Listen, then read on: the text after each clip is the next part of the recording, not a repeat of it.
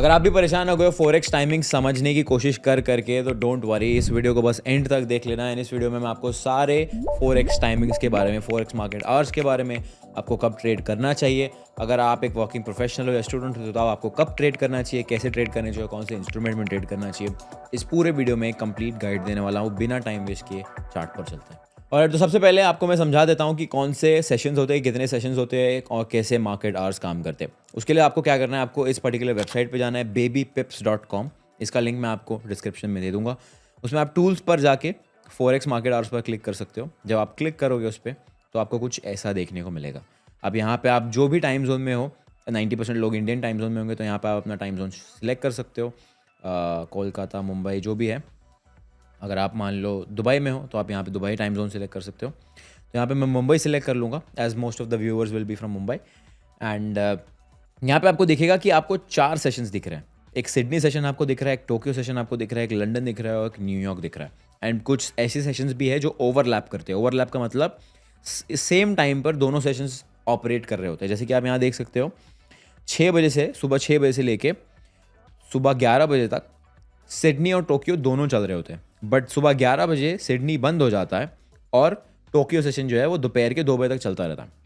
Similarly 12 बजे, 12:30 के आसपास लंदन खुल जाता है और टोक्यो भी ऑपरेट कर रहा होता है। एंड लंदन जो है शाम के 8 बजे के आसपास बंद हो जाता है जब न्यूयॉर्क ऑपरेट कर रहा होता है। तो ये सारे कन्फ्यूजन्स, टाइम जोन्स जो है बहुत ज़्यादा कॉम्प्लिकेटेड देखने में लग सकते हैं, बट इतना कॉम्प्लिकेट है नहीं। इसमें मैं अपना 4-5 साल का फॉरेक्स मार्केट का एक्सपीरियंस आपको सिंपल लैंग्वेज में समझाऊंगा कि किसके ऊपर ध्यान देना है, किसके ऊपर नहीं। इसको बहुत ज़्यादा थियोरेटिकल करने की ज़रूरत नहीं है। सबसे पहली चीज़, सिडनी और टोक्यो को अलग अलग देखने की ज़रूरत नहीं है। देखो, वैसे भी इस पर्टिकुलर टाइम जोन में ज़्यादा मार्केट में मूव्स आते नहीं है, तो इन दोनों को कंबाइन करके हम कहेंगे एशिया सेशन। बहुत सारे ट्रेडर्स भी ऐसे ही करते हैं, इनको कंबाइन कर देंगे, एशिया सेशन कह देंगे कि हाँ ठीक है भाई, रात में 2 बजे से लेके सुबह मान लो 10-11 बजे तक जो है एशिया सेशन चलता है। उसके बाद जो है प्री लंदन और लंदन शुरू हो जाता है। ठीक है, तो सबसे पहली चीज़, सिडनी और टोक्यो को अपनी डिक्शनरी से हटा दो, उसको एशिया सेशन कह दो। ठीक है, एशिया सेशन जो है रात भर चलता है, हमें कोई लेना देना भी नहीं है, बिकॉज हम रात में ट्रेड नहीं करने वाले ऑफकोर्स। तो हमारे लिए बचता क्या है, हमारे लिए बचता है लंदन सेशन और न्यूयॉर्क सेशन। अब न्यूयॉर्क सेशन और लंदन सेशन जो होता है, इसमें आपको इंपॉर्टेंट टाइम जोन समझने की ज़रूरत है। अब यहाँ पे आप देख रहे हो नीचे लिखा हुआ है trading volume is usually high at this time of the day. मतलब यहाँ नीचे जो आप देख सकते हो, नीचे ट्रेडिंग वॉल्यूम का इंडिकेटर है। ये जो आपको दिख रहा है, ये ट्रेडिंग वॉल्यूम का इंडिकेटर लगा हुआ है और ये बताता है कि सेशन के हिसाब से वॉल्यूम कितना ज़्यादा है या कितना कम है। तो आप यहाँ देख सकते हो कि रात में यहाँ पे वॉल्यूम मीडियम होता है, रात के 1 बजे के बाद वॉल्यूम डिप होता है, गिर जाता है, और दोपहर के 12 बजे जो है वॉल्यूम बढ़ना शुरू होता है, which is London session open. और फिर वॉल्यूम पीक करता है शाम के 8 से 9 के बीच में, विच इज़ न्यूयॉर्क सेशन, और फिर 10 से 11 के बाद वॉल्यूम वापस गिरने लगता है। तो अब एकदम सिंपल सी बात है, अगर आपको ट्रेडर बनना है, आपको ट्रेडिंग करनी है, सबसे इंपॉर्टेंट चीज़ आपके लिए वॉल्यूम। क्यों वॉल्यूम सबसे ज़्यादा इंपॉर्टेंट है? क्योंकि एक ट्रेडर क्या चाहता है, एक ट्रेडर ये चाहता है कि भाई मार्केट में कोई मूव आए। अब जब तक मार्केट में मूव नहीं आएगा, ना तो आपका लॉस होगा ना तो आपका प्रॉफिट होगा। आप खाली चार्ट के सामने बैठ के चार्ट देखते रहोगे और चार्ट कुछ नहीं करने वाला है। And that is exactly Y मैंने आपको सबसे पहले ये कहा कि भाई सिडनी और टोक्यो को अपनी डिक्शनरी से निकाल दो, बिकॉज वो लो वॉल्यूम सेशन है। लो वॉल्यूम सेशन में वैसे भी ट्रेड करके आपको कुछ नहीं मिलने वाला है। तो लंदन और न्यूयॉर्क जो है वो हमारा मेन फोकस होने वाला है। एंड स्पेशली ये टाइम एरिया, ये टाइम विंडो जहाँ पे वॉल्यूम हाई होती है। अब या मान लीजिए आप एक नाइट शिफ्ट कर रहे हो, आप एक वर्किंग प्रोफेशनल हो आईटी कंपनी में, आप यूएस टाइम जोन के हिसाब से काम कर रहे हो, देन मेनली आपको लंदन सेशन में ट्रेड करना सूटेबल पड़ेगा।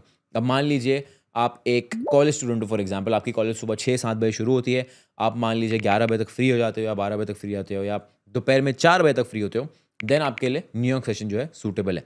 आप एक वर्किंग प्रोफेशनल हो, 9 to 5 कर रहे हो, 6 बजे तक घर आते हो, 7 बजे तक घर आते हो, देन अगेन न्यूयॉर्क सेशन आपके लिए सूटेबल है। तो उसके ऊपर और डिटेल में बात करेंगे, लेकिन इसमें पहले ये समझ लेते हैं कि ठीक है, अब लंदन सेशन का यहाँ पे टाइम जोन बताया गया है।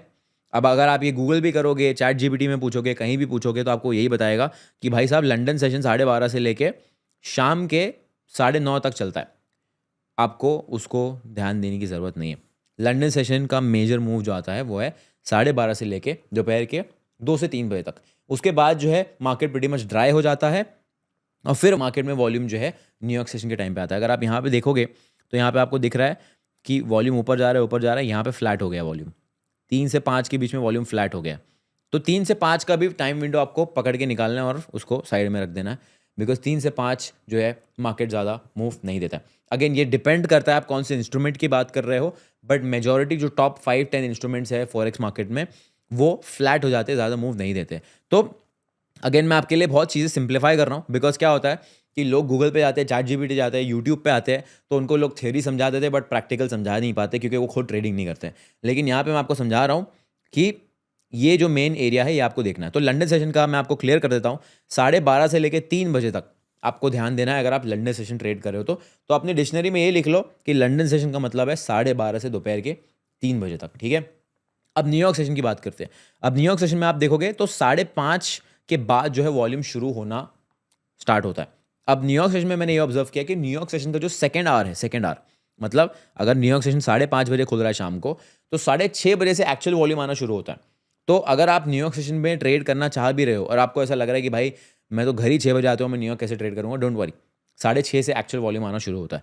तो न्यूयॉर्क को आपको क्या रखना है ध्यान में, 6:30 से लेके रात के 10:30 बजे तक मान लीजिए आप न्यूयॉर्क को, ये 4 घंटे का विंडो आप न्यूयॉर्क को कंसिडर कर सकते हो। उसके बीच में या उसके बाद में हाँ न्यूयॉर्क सेशन एग्जिस्ट करता है, ओपन होता है, बट वॉल्यूम नहीं होता है।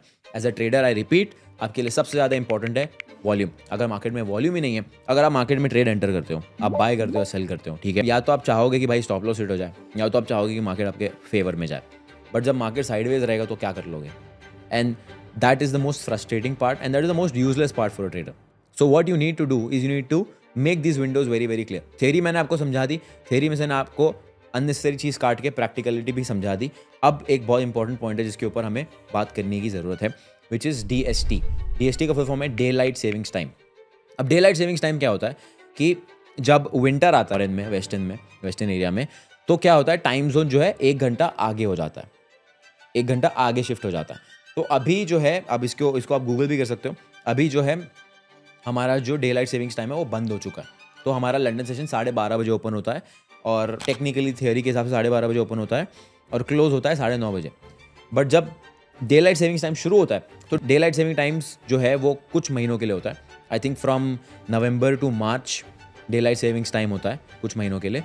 तो डे लाइट सेविंग्स टाइम जब शुरू होता है तो सिंपली जो टाइम है वो 1 घंटा पीछे हो जाता है, 1 घंटा सिंपली पीछे हो जाता है। मतलब अगर लंदन जो है 12:30 से, मान लीजिए अभी मैंने आपको सिखाया कि 12:30 से 3:30 है या 12:30 से 3 है, तो क्या होगा डे लाइट सेविंग्स टाइम के दौरान 11:30 से 2 हो जाएगा। सेम थिंग न्यूयॉर्क सेशन अगर मान लीजिए मैं आपको सिखाया 6:30 से 10:30, तो वो हो जाएगा 5:30 से 9:30। सिंपल है, कोई कॉम्प्लिकेटेड चीज़ नहीं है। अब डे लाइट सेविंग्स टाइम का एग्जैक्ट डेट आप गूगल कर सकते हो, आपको वहाँ मिल जाएगा कि एग्जैक्ट डेट्स क्या होता है। तो जब डे लाइट सेविंग्स टाइम शुरू होता है तो आपको इस बात का ध्यान देना है कि भाई जो भी है वो -1 हो रहा है, और डे लाइट सेविंग्स टाइम जब खत्म हो जाएगा तो वापस +1 होके स्टैंडर्ड टाइम के हिसाब से आपको टाइम दिख जाएगा।